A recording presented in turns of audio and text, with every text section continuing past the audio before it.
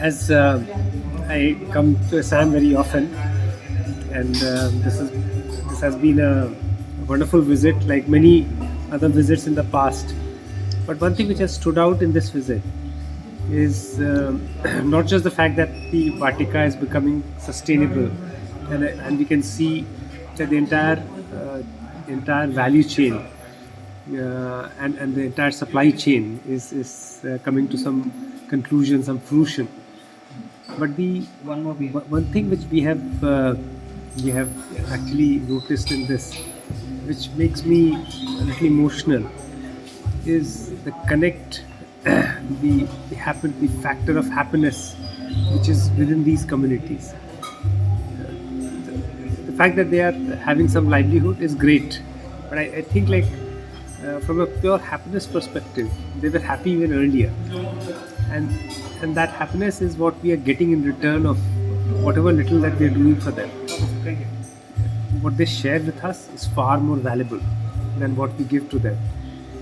And this is a message that they are giving through us, through Drishtee, and through Greater Impact Foundation, which is supporting Drishtee, to the world outside. That it doesn't take much to be happy, but once you are happy, you must share your happiness with the rest of the world. So that's a message that I'm kind of taking back from Sipsagar, from Assam, and from interactions with so many beautiful women projects that we have seen, the dances that we have seen, the culture that we have seen. It's just amazing.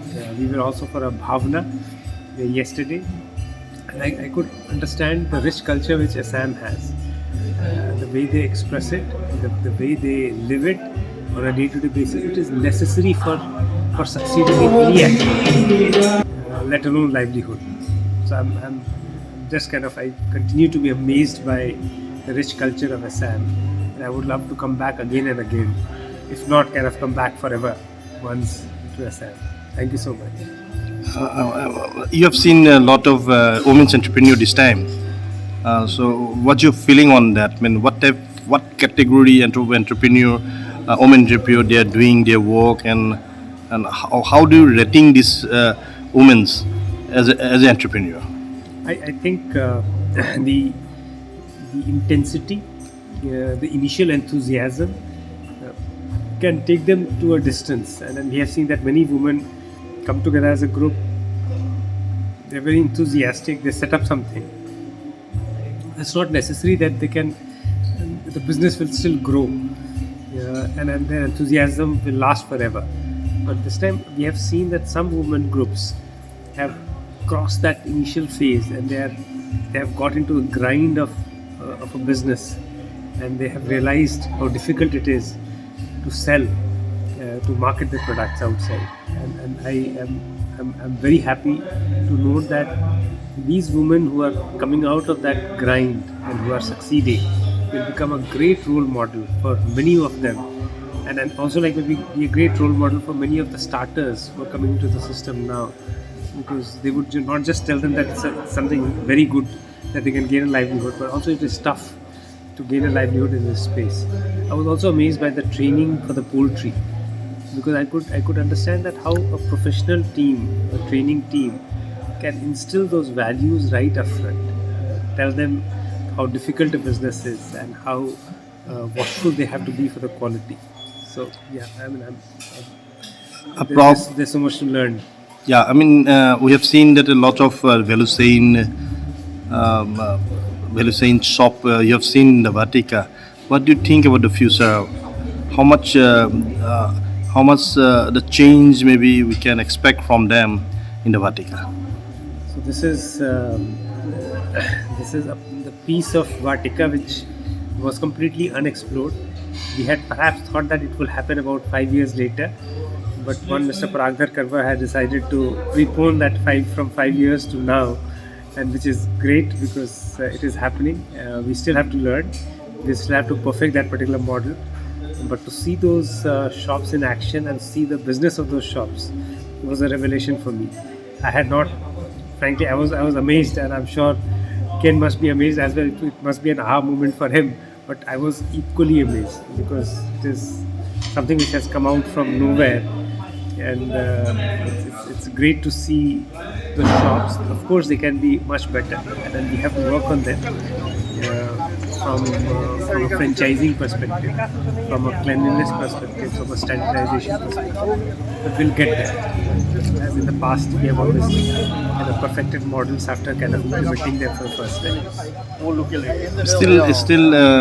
What's our expectations regarding this sustainability of the growth of Vatika is fully directly involving with the economy.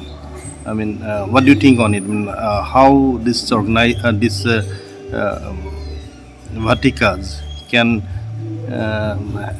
help in the growth of economy as a whole of a district or in Assam. So I think at a micro level, the village GDP will go up 100%. And the bank accounts will reflect that much before the government data does. So we'll get to know from the bank accounts, from the banking transactions, how the economy is growing. We also know that these women would gain that confidence, and that confidence will show in them as it is showing in so many more women, and that will be reflected in the culture of the state as a whole. But one thing which I can very safely say is that this is here to stay now. The entire idea of Vatika is here to stay. How others can participate in it, how other organizations can participate in it, how government can participate in this. The onus does lie on them, because there are very few models on livelihood which are close to even sustainability. This is with grace of God, with support of GIF, we have actually come to a point, perhaps with not as much effort as we should have made. We have a model which is going. I think the world has to take notice of it now. So, what do you think about the Savalamban Samiti, which is act as a main catalyst to drive the whole progress system of the Vatika?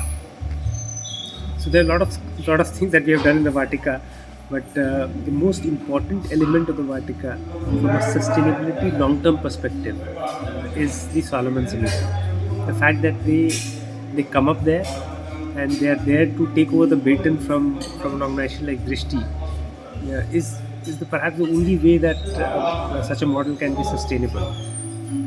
We noticed that they are even going beyond the Solomon, and they are going beyond livelihoods. They're going beyond the women groups, and they're talking about the village as a whole.